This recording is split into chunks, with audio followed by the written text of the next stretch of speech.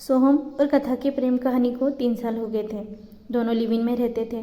3 साल साथ में रहने के बाद अब लगने लगा था कि वे सिर्फ एक दूसरे को झेल रहे हैं। कथा एक डॉक्टर थी और सोहम आईटी सेक्टर में जॉब करता था। अब उनके बीच पहले जैसा कुछ नहीं बचा। दोनों में बहुत झगड़े होते थे। दोनों ने माना कि रिश्ते ज़्यादा खराब हो इससे पहले दोनों को अलग हो जाना चाहिए। उन्होंने यह फैसला किया कि अलग हो जाते हैं। दोनों ने अपनी चाय पीते हुए घर में बैठे तय किया कि जिस तरह उन्होंने अपने मिलने को सेलिब्रेट किया था उसी तरह अपने बिछड़ने को भी सेलिब्रेट करेंगे। और हाँ, उसके बाद वो दोनों कभी भी एक दूसरे की ज़िंदगी में दखल नहीं देंगे। आज उनके रिश्ते का अंतिम दिन था। दोनों को शाम में मिलके सब खत्म करना था। सोहम आज देर तक सोया रहा। नींद खुली तो सुबह के 9 बज रहे थे।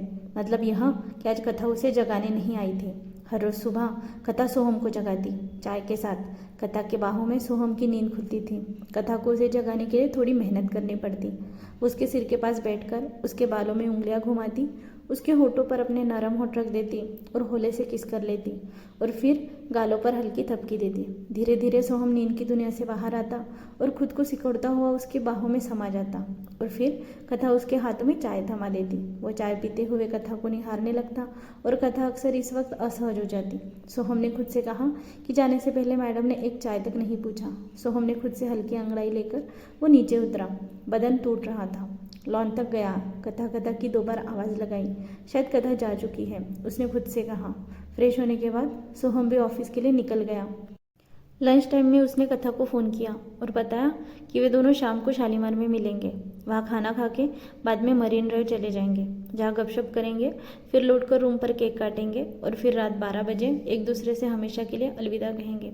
सोहम ने मोबाइल पर यह शिकायत भी की कि उसने अंतिम दिन सुबह चाय क्यों नहीं दी उसे और मुआवजे के बतौर रात में जाने से पहले कथा उसकी पसंदीदा चाय अंतिम बार उसके लिए बनाएगी। यह भी तय कार्यक्रम में पूरे हक से सोहम ने जोड़ दिया। कथा ने उसे बदमाश कहा और शाम को मिलते हैं बोलकर फ़ोन कट कर दिया। सोहम का आज दिल नहीं लग रहा था। वो पूरे 3 साल कथा के साथ बीते लम्हों को याद कर रहा था। वह ऑफिस में 2 बार अपने बॉस से डांट खा चुका था। उसने कथा को फ़ोन पर इसकी जानकारी दी तो कथा हंस पड़ी। कथा का भी क्लिनिक में मन नहीं लग रहा था। सोहम को लग रहा था कि सिर्फ उसका ही मन ऑफिस में नहीं लग रहा, बल्कि उधर तो कथा का भी यही हाल था। शाम हो गई थी। कथा क्लिनिक बंद करके सोहम से मिलने निकली तो सोहम भी ऑफिस से निकल गया था। शालीमार में दोनों मिले। दूधिया रोशनी में खुले आसमां के नीचे एक दूसरे की बाहों में बाहें डाले वे लव लेन में घूमते रहे। सोहम कुछ पुरानी बातें याद कर रहा था तो कथा ने उसे कहा, अब कुछ फ़ायदा नहीं है वो बातें दोबारा याद करने में, दिल ही दुखेगा दोनों का। कथा ने कहा कि अब वे रिश्ते ख़त्म कर रहे हैं और पुरानी बातें ताज़ा करने से दुख ज़्यादा होगा और वो फ़िलहाल दुखी नहीं होना चाहती। फिर दोनों मरीन ड्राइव पहुँचे और एक कोने में जा बैठे। आज पूर्णिमा की रात थी। आसमान में चांद पूरा था। दोनों हाथों में हाथ डाले उस पूरे चांद को निहारते रहे। कथा ने सोहम से कहा, सुनो सोहम। सोहम न जाने किस दुनिया में खोया था। कथा ने दोबारा थोड़ी तेज आवाज़ में बोला, सुनो सोहम। इस आवाज़ के साथ सोहम अपनी ख्वाबों की दुनिया से बाहर आया। हाँ बोलो, चांद आज बेहद खूबसूरत है ना? कथा ने पूछा। शायद वो खामोशी को तोड़ना चाह रही थी या शायद उसे यही पूछना था। सोहम ने एक बार चांद को देखा और फिर कथा की तरफ। हाँ, बिल्कुल तुम्हारी तरह। तुम नहीं सुधरोगे। कथा ने हमेशा की तरह यह वाक्य जोड़ दिया। हाँ, मैं नहीं सुधरूंगा। सोहम ने भी हर बार की तरह इसे दोहराया और दोनों हंस पड़े।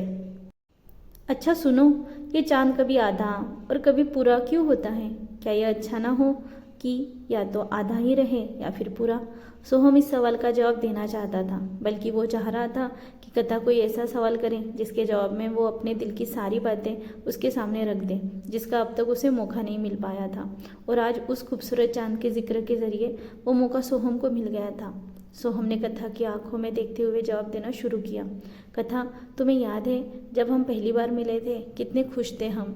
कथा ने हाँ में जवाब दिया और साथ में बोल पड़ी, पर तुम उन बातों में क्यों ले जा रहे हो? मेरा सवाल अलग है। सोहम बोल पड़ा।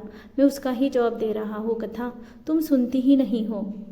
कथा ने कहा, अच्छा बाबा बताओ, पर ज़्यादा घुमाओ नहीं। ओके, मैं सीधे पॉइंट पर आता हूँ। तो हमने कस्में खाई थी कि हम हमेशा साथ रहेंगे, पर आज क्या हो रहा है? तुम समझ रही हो मैं क्या कहना चाहता हूँ?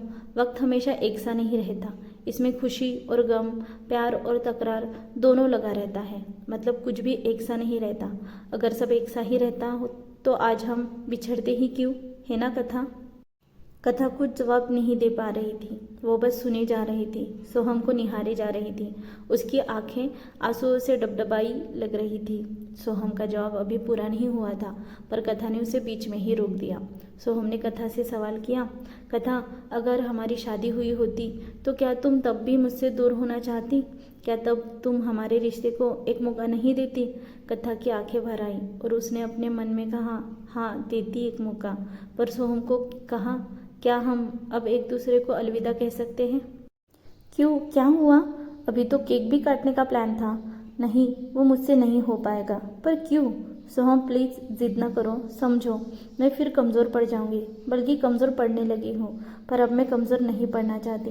तुमसे बेहतर मुझे कौन समझ सकता है?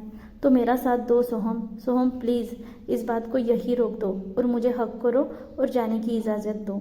हमारे साथ का सफ़र शायद यहीं तक था। सोहम कुछ देर के लिए खामोश हो गया। वो कथा को कुछ देर उदासी भरी निगाहों से निहारता रहा। कथा नजरें नीचे गड़ाई अपने अंगूठे से जमीन पर कुछ बनाती रही। कुछ देर बाद खामोशी तोड़ते हुए सोहम ने कहा, इट्स ओके, तो रूम पर चले? नहीं सोहम, आज और यहीं से हमें अपना सफ़र अलग करना होगा। तो चलो, छोड़ देता हूँ तुम्हें, पर रात के 10 बजे हैं। कहाँ जाओगी इस समय तुम? मेरी दोस्त यहीं पास में रहती है, मैं उसे बुला लेती हूँ। ठीक है, मैं उसके आने तक रुक जाता हूँ। नहीं सोहम, प्लीज़ तुम जाओ। सोहम उसे और दुखी नहीं करना चाहता था। उसने वहाँ से जाना ही बेहतर समझा। सोहम चला गया। सोहम को जाते देख कथा की आंखें छलछला आई। वह अपनी ज़बान खुलती हैं। शायद वो सोहम को आवाज़ देना चाहती हैं, पर आवाज़ ज़बान के भीतर ही कहीं दब कर रह जाती है। वह बाहर नहीं निकलती। सोहम जैसे ही कार स्टार्ट करता है, कथा तेज तेज रोने लगती है। सोहम उसके सामने से चला गया। वो उसे रोक क्यों नहीं पाई। वो दौड़ पड़ती है कुछ दूर, फिर अचानक रुक जाती है। खुद को थोड़ा संभालती है। ये मैं क्या कर रही हूँ? पर मैं सोहम को क्यों जाने दे रही हूँ? नहीं, कुछ गलत हो रहा है मेरे साथ। मेरे नहीं, हमारे साथ। मैं सब ठीक कर दूंगी। वह मन में बड़बड़ाती है। वह अपना मोबाइल निकालती है और सबसे ऊपर जो नंबर दिखता है वह डायल कर देती है। उधर से सोहम की आवाज़ आती है, हाँ कथा बोलो। कहाँ तक पहुँचे हो सोहम? बस अपनी गली में हूँ। मतलब घर तक नहीं पहुँचे हो ना? नहीं, बताओ। सोहम, एक बात बोलूँ? हाँ बोलो। मैं चाहती हूँ ये चांद यूं ही पूरा रहे। पर चाहने से क्या होता है कथा? बहुत कुछ होता है सोहम। मैं समझा नहीं। तुम समझ रहे हो सोहम, तुम अच्छी तरह से समझ रहे हो। मैं वही कह रही हूँ जो तुम सुनना चाहते थे और जिसके लिए तुम मुझे इतना सब समझा रहे थे। कथा का गला रूंध आया था। वो ज़्यादा बोल नहीं पाई। फ़ोन पर फफक पड़ी और उसने फ़ोन काट दिया। अचानक उसके चेहरे पर कोई तेज रोशनी पड़ी। सामने उसकी फेवरेट कार खड़ी थी और उसका ड्राइवर गेट और अपनी बाहें खोले उसका इंतज़ार कर रहा था। वो दौड़ी और उससे लिपट गई, चूमने लगी। पूरे चांद के नीचे उनका अधूरा होता रिश्ता फिर पूरा हो गया था। दोनों ने ऊपर देखा, चांद को फ्लाइंग किस भेजी, एक दूसरे को किस किया और निकल पड़े नए सफ़र पर। इसलिए दोस्तों, गलतियाँ हर किसी से होती है। इसका ये मतलब नहीं होता है कि हम अपना रिश्ता ही तोड़ दें। गलतियों से सीखकर हमें नया अध्याय शुरू करना चाहिए। और जहाँ प्यार होता है वहाँ तकरार भी होती है। आपको ये कहानी कैसी लगी मुझे कमेंट बॉक्स में ज़रूर बताइए और प्लीज़ मेरे चैनल को लाइक शेयर और सब्सक्राइब कीजिए। धन्यवाद।